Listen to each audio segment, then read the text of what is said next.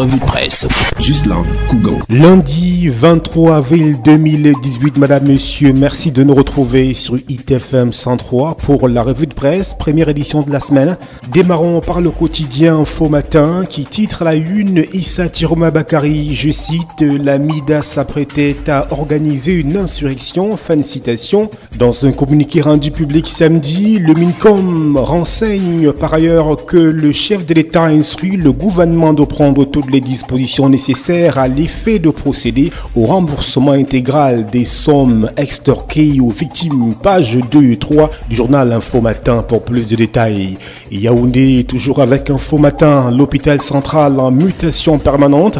La prise en charge optimale davantage une réalité dans cet établissement, c'est à lire en page 2 de ce journal. Éco Matin pour sa part zoom sur les finances et nous fait savoir que le Cameroun dispose de 1579 milliards et demi auprès du Trésor français avec des graphiques et des chiffres illustratifs. Toujours avec Éco Matin, on nous parle cette fois de Comessi avec les dessous d'une descente aux enfers. Comment cela se fait? Eh bien, direction le journal Info Matin. Une autre parution à notre table ce jour, c'est l'essentiel qui zoome lui aussi sur l'affaire MIDA. Paul Biya sauf les souscripteurs, peut-on lire à la une. Face au désarroi des victimes, jeunes pour la majorité d'entre elles, le président de la République a décidé de suspendre les activités de la mission d'intégration et de développement pour l'Afrique MIDA et a instruit le gouvernement de prendre toutes les dispositions nécessaires à l'effet de procéder au remboursement intégral des sommes extorquées par cette organisation. À lire le dossier du journal L'Essentiel de la page 6 à la page 7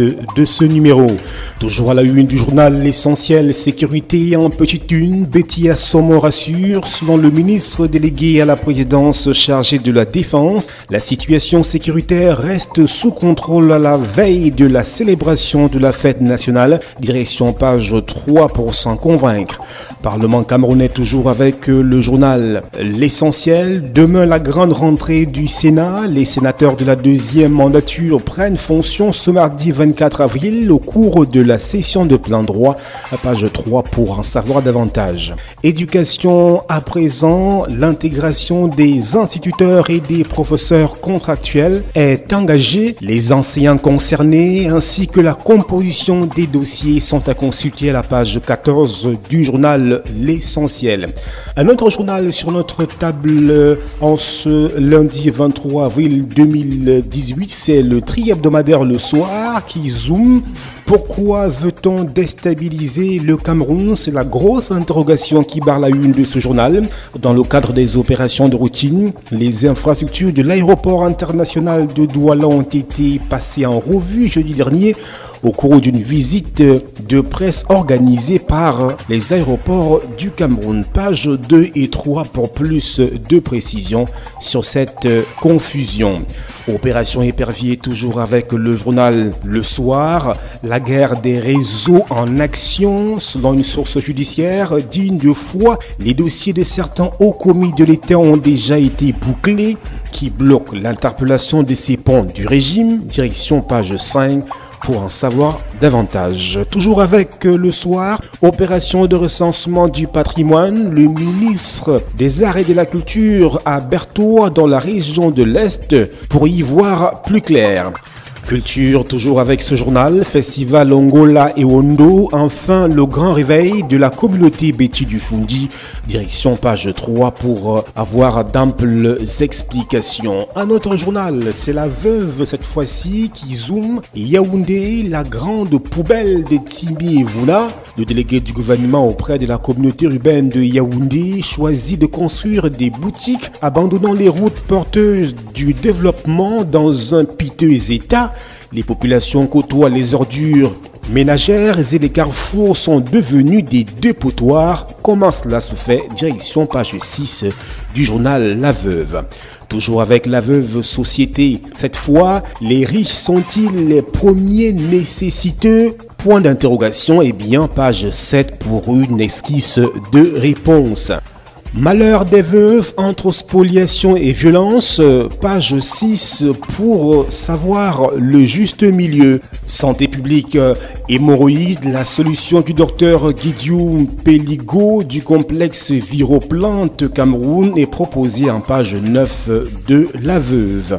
Panel Hebdo à présent, le démenti au vilain complot, peut-on lire à la une de ce journal. Concernant l'aéroport international de Douala, en réponse aux fausses informations délibérément diffusées dans les réseaux sociaux et relayées par une certaine presse qui ont fait état de la fermeture imminente de l'aéroport international de Douala par l'OACI, les autorités des ADC de cet aéroport viennent d'y opposer un cinglant démenti par des déclarations et des faits constatés sur le site même. Reportage aux pages 11 et 12 de ce journal. Toujours avec Panel Hebdo, ministère des Finances, les hommes et les défis pour une année charnière. En cette année 2018, le Cameroun a des engagements politiques, économiques et sociaux à tenir et le ministère des Finances est en première ligne dans l'action des pouvoirs publics. Revue des axes prioritaires, des enjeux stratégiques et du profil des compatriotes responsables d'un ministère très sensible à lire dans le dossier de la rédaction du journal Panel Hebdo aux pages 7, 8, 9 et 10 de ce numéro. Cameroun Tribune, le quotidien capitaux publics pour sa part, Zoom 46e fête nationale, la sécurité sera assurée, nous dit ce journal. C'est que des dispositions spéciales ont été prises au cours de la réunion d'évaluation sécuritaire, présidée vendredi dernier sur instruction du chef de l'État, chef des armées par le MINDEF, Joseph Betty Assomant, pages 2 et 3 pour plus de précisions. Restons avec Cameroun Tribune et reparlons de cette affaire Mida, notamment de sa suspension. Le gouvernement remboursera les adhérents, nous assure le quotidien Cameroun Tribune. Mutation nous embarque du côté du sud-ouest Cameroun et nous fait savoir que les sécessionnistes s'attaquent au gouverneur. Le cortège de Bernard Okaliabila y a essuyé des tirs à 2 reprises alors qu'il allait installer vendredi dernier dans ses fonctions le préfet du Lébialem. Page 7 pour plus de détails sur cette situation véritablement confuse. Toujours avec le quotidien Mutation en page 6, affaire Mida, on en reparle. Le gouvernement tente de désamorcer la bombe. Page 4 de Mutation à présent, la lecture est nous, le plaidoyer de Jean-Emmanuel Pondy, l'internationaliste est à consulter dans ce journal. L'œil du Sahel, pour sa part, titre Adamawa Ouak, la crise des migrants de l'extrême nord. Et nous convie en page 3 pour plus de détails sur cette situation. Toujours avec l'œil du Sahel, on parle de politique à présent. Comment Kavaïgué Djibril drague la jeunesse de Tokombéré, direction les colonnes du journal L'œil du Sahel. Le quotidien L'Épervier, pour sa part, choisit l'angle de la fête nationale de l'unité et titre le MINDEF évalue la situation sécuritaire. Joseph Betty Assomant a présidé vendredi dernier une importante réunion sécuritaire. La veille, le MINDEF a réconforté les soldats internés à l'hôpital militaire de Yaoundé, blessés au cours des interventions militaires dans les régions anglophones. Page 7 du journal L'Épervier pour en avoir le cœur net. Grande chancellerie des ordres nationaux, nous sommes en page 3 du quotidien L'Épervier. Vaste réseau d'achat des distinctions honorifiques, c'est ce que nous dit ce journal.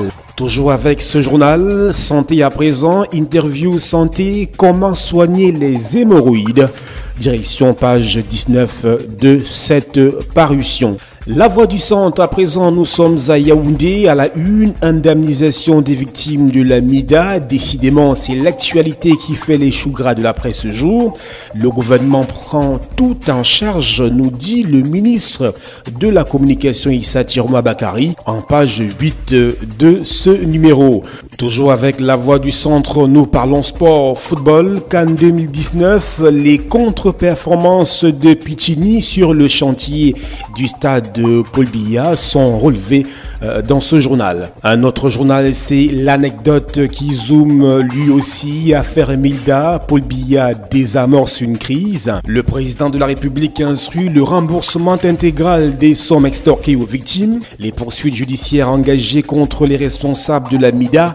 Les noms des membres du réseau d'escroquerie sont proposés en page 9 de ce journal. Le journal L'Anecdote nous propose également son supplément sur l'industrie du bois dans cette parution. Et Singan, à présent, nous sommes avec ce journal. Préparatif de la CAN 2019, peut-on lire à la une. Paul Biya lance les travaux des routes. La décision du chef de l'État date du 6 avril 2018. Une enveloppe de 155 milliards de francs CFA dédiée à la réfection des voies d'accès dans les sites des différentes pôles de Yaoundé, Garoua, Bafoussam et Douala. Direction page 14 du journal Essingan pour plus d'amples éclaircies. Intégrité territoriale toujours avec Essingan. L'armée frappe les ennemis du Cameroun alors qu'elle mettait en déroute les assaillants qui ont attenté à la vie du gouverneur du Sud-Ouest. Sur le front nord, les forces de défense ont engagé la traque de Chekaou, page 3 pour plus de détails. Voilà, madame, monsieur, c'est la fin de la revue de presse sur ITFM Radio avec le concours de MBF Média Production. Nous sommes le lundi 23 avril 2018. Restez en compagnie de nos programmes qui se poursuivent. C'était la revue de presse.